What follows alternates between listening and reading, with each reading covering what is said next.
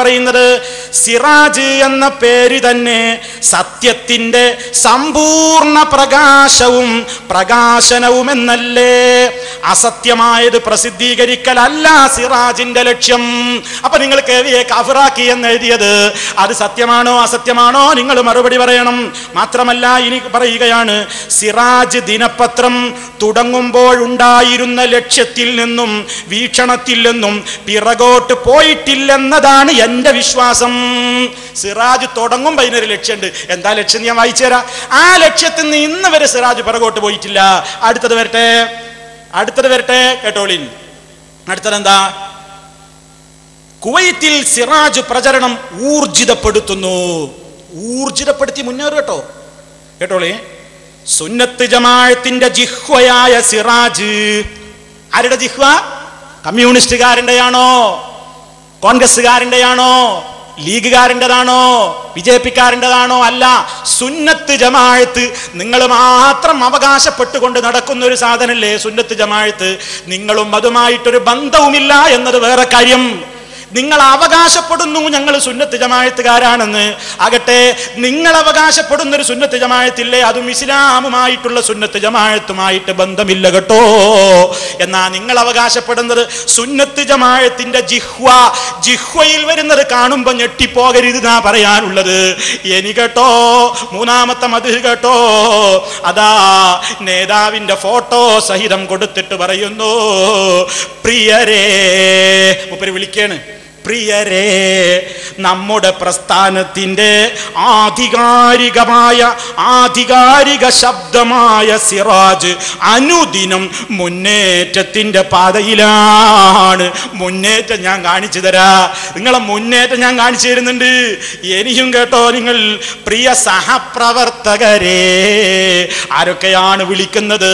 Ponmala Abdul Khader Musliyar president, SYS Sayyid Ali Bafaqi Thangal president, SJM Sayyid Muhammad Thurab Saqafi president, SSF Sayyid Ibrahim Khaleelul Bukhari president, SMA.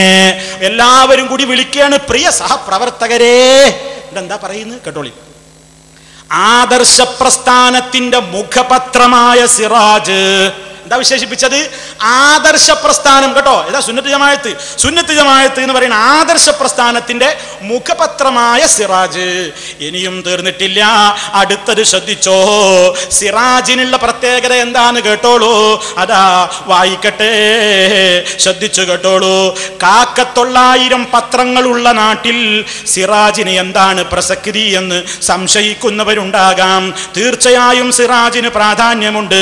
എന്താ പ്രാധാന്യം കേട്ടോളൂ. സത്യത്തെ മുറുകെ പിടിക്കുന്ന ഒരു പ്രത്യയശാസ്ത്രമാണ് സിറാജിന്റെ ചാലക ശക്തി. അതുകൊണ്ട് തന്നെ സത്യത്തിന്റെയും നന്മയുടെയും വഴിയിൽ സിറാജിന്റെ വഴി വേറിട്ടതാണ്. പത്രമാധ്യമ രംഗത്തു നിന്നും ധാർമ്മികതയുടെ അടയാളങ്ങൾ മാഞ്ഞു പോകുന്നു എന്നാണ് പൊതുവെ ഉയരുന്ന പരാതി. ഊഹാപോഹങ്ങളും വ്യക്തിഹത്യകളും അസത്യ പ്രചരണങ്ങളുമാണ് പത്രപ്രവർത്തനത്തിന്റെ മറവിൽ അരങ്ങേറുന്നതെന്ന ആക്ഷേപം പൂർണ്ണമായി നിഷേധിക്കാനാവില്ല. കുപ്രചരണങ്ങളുടെ കുത്തൊഴുക്കിൽ പലപ്പോഴും സത്യം കുഴിച്ചു മൂടപ്പെടുന്നതായാണ് കാണുന്നത്. ഈ ജീർണതകൾക്കെതിരായ പടയോട്ടമാണ് സിറാജിന്റെ ലക്ഷ്യം. വായനക്കാർക്ക് അറിയാനുള്ള കാര്യങ്ങൾ നിഷ്പക്ഷമായും സത്യസന്ധമായും, ഏതോ രാഷ്ട്രീയക്കാരൻ എഴുതിയതാണല്ലേ നിങ്ങൾ പറഞ്ഞത്, നിഷ്പക്ഷമായും സത്യസന്ധമായും എത്തിക്കുക എന്ന ദൗത്യം വെല്ലുവിളിയായി സിറാജ് ഏറ്റെടുത്തിരിക്കുകയാണ്. അപ്പൊ സിറാജിൽ വരുന്നതിന് നിങ്ങൾക്ക് സർവ്വ ഉത്തരവാദിത്വവുമുണ്ട്. ഇനിയും തീർന്നില്ല, കേട്ടോളൂ.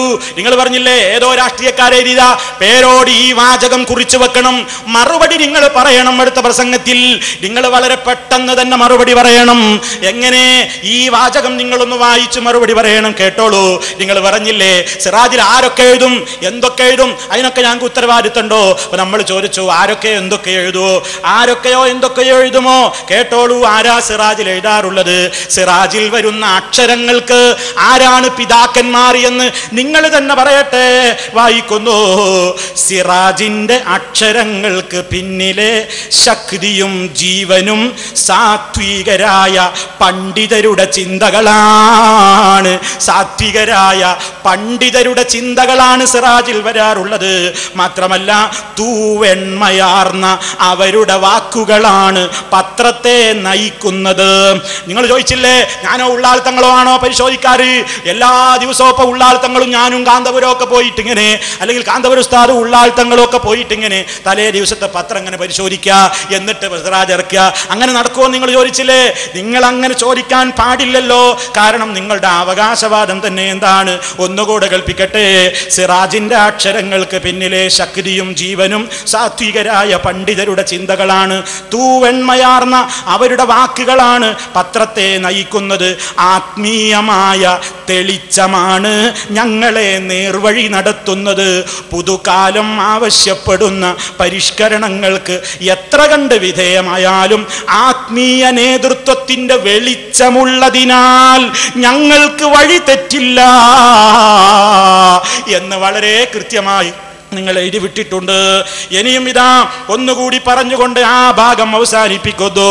ഇനി അടുത്തത് വരാൻ പോകുന്നത് നമ്മുടെ വിനീതന്റെ വാക്കാണ്, പാവപ്പെട്ടോന്റെ വാക്കാണ്. കേട്ടോളൂ, അതാ പേരോട് പറയട്ടെ. എന്താ പറയുന്നത്? സിറാജും യസ്വയ്യസും പരസ്പര പൂരകങ്ങളാണ്.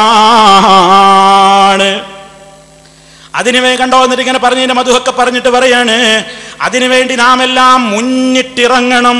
സിറാജിന്റെ ഉന്നമനത്തിന് വേണ്ടി പ്രവർത്തിക്കുക എന്നത് വെറും ഭൗതികമല്ല, അതും ഒരു ദീനീ പ്രവർത്തനം തന്നെ. അബുദാബിയിൽ വെച്ച് പ്രസംഗിച്ചതാണ്.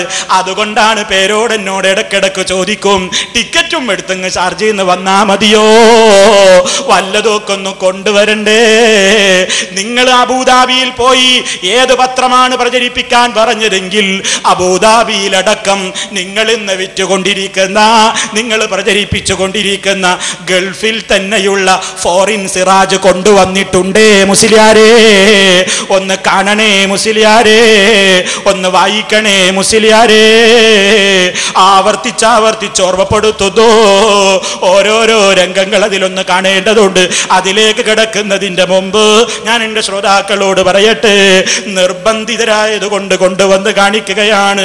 ഞങ്ങൾ കൊണ്ടുവന്നിട്ടുണ്ട്. അതാ പല രൂപത്തിലുള്ള പത്രങ്ങളും നിങ്ങളുടെ പത്രങ്ങളാണ്. ഗൾഫിലുള്ള പത്രം മാത്രമല്ല, ഇവിടെയുള്ള ഒരു പത്രത്തിൽ നിന്ന് ആദ്യം നിങ്ങളെ ഒന്ന് കേൾപ്പിക്കട്ടെ.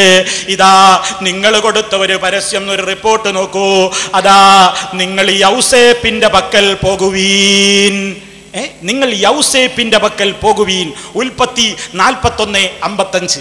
പാവറട്ടി തീർത്ഥകേന്ദ്രത്തിൽ വിശുദ്ധ യൗസേ പിതാവിന്റെ 126-ാം മാധ്യസ്ഥ തിരുനാൾ 2002 ഏപ്രിൽ 2021 ശനി ഞായർ, ഈസ്റ്റർ കഴിഞ്ഞ് 3-ാം ഞായർ, അനുഗ്രഹദായകമായ തിരുക്കർമ്മങ്ങൾ, ഭക്തി നിർഭരമായ വളയെഴുന്നള്ളിപ്പുകൾ, വിശുദ്ധ യൗസേ പിതാവിന്റെ നേർച്ച സദ്യ, നയനാനന്ദകരമായ വൈദ്യുത ദീപാലങ്കാരം, കണ്ണഞ്ചിപ്പിക്കുന്ന കരിമരുന്ന് പ്രകടനം. പിന്നെ പണ്ടേ ഉസ്താദ് ഫത്വയും കൊടുത്തിട്ടുണ്ടല്ലോ, ആളുകൾ ഇങ്ങനെ ധാരാളം തിങ്ങിക്കൂടുന്നിടത്ത് ഇങ്ങനെ ധാരാളം രോഗാണുക്കൾ ഉണ്ടാകും. അപ്പൊ കരിമരുന്ന് പൊട്ടിച്ചാൽ അവിടുത്തെ രോഗാണുക്കളൊക്കെ പമ്പ കിടക്കുന്നു. ഇവരും കേട്ടിട്ടുണ്ടാവുമായിരിക്കും, ഉസ്താദ് ഇങ്ങനെയൊക്കെ പറയുന്നതല്ലേ. അപ്പൊ കുറച്ചൊക്കെ ആശയപരമായിട്ട് യോജിപ്പുള്ള ആളുകൾ തമ്മിലൊരു ഐക്യം വേണമല്ലോ. അപ്പോ അത് കൃത്യമായിട്ട് സിറാജ് എടുത്തു കൊടുത്തു. തിരുനാൾ കഴിക്കുന്നതിന് 3 രൂപ, ഊട്ട് തിരുനാളിന് 8 രൂപ. തിരുനാളിന്റെ തലേ ദിവസം ശനിയാഴ്ച ഉച്ച മുതൽ നേർച്ച സദ്യ ആരംഭിക്കുന്നു. അരി, ഊണ്, അവിൽ പാക്കറ്റുകളും ലഭിക്കും.